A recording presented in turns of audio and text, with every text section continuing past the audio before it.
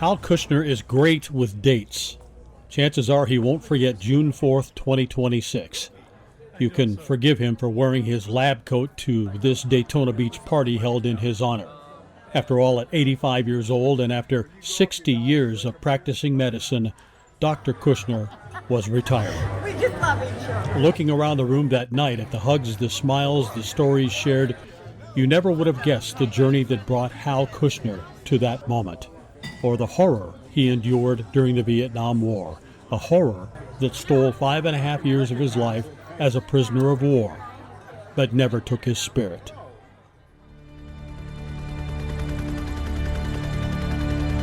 November 30th, 1967.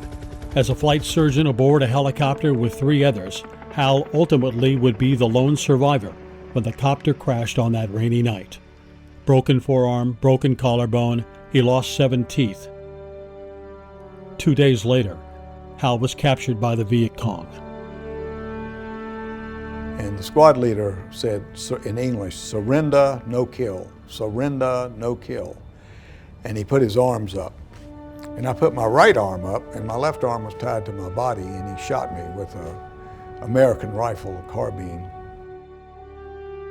Soon prodded by his captors to condemn the war with propaganda, Hal refused. I'd been captured less than a month, and I said, "I'd rather die than make a statement against my country." He said, "You will find that dying is very easy. Living will be the difficult thing. Living will be the difficult thing." In 1971, having buried 10 of his fellow American prisoners, Hal's camp was forced to march to North Vietnam, 540 miles in 57 days. There were times, I'm sure, when I was depressed, where I was sick a lot. I mean, we had malaria, dysentery, we had a terrible skin rash. We just itched and scratched all the time. And people would pray to die because it was so bad. I never felt like that, but I'm sure there were times I was depressed, but there were other times when I felt like I was invincible. No matter what happened, I was going to make it. March 16, 1973, liberation from Vietnam and the infamous Hanoi Hilton would come for Hal and his fellow POWs. His 5.5-year nightmare was over. So I hadn't seen our flag. I saw it, and I was overwhelmed. I almost fainted. But anyway, I went out and I saw this general and I saluted him because we hadn't been able to salute. We hadn't been able to perform a proper military courtesy. And the general saluted me back, and he shook hands with me, and then he just hugged me. He said, "Welcome home, Doctor. We're glad to see you, Major Kushner."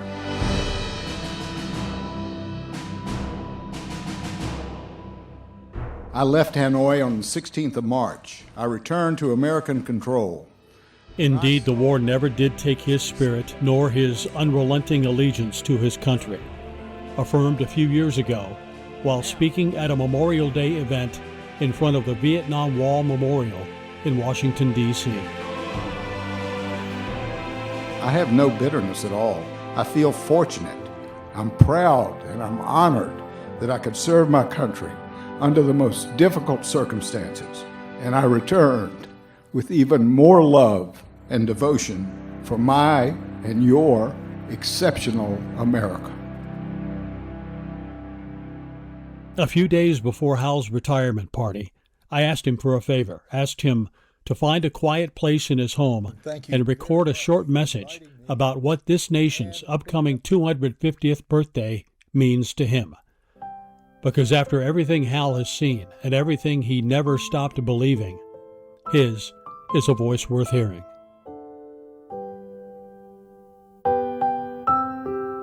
On holidays, particularly on July the 4th, we American POWs in that camp sang patriotic songs like "God Bless America," "My Country 'Tis of Thee."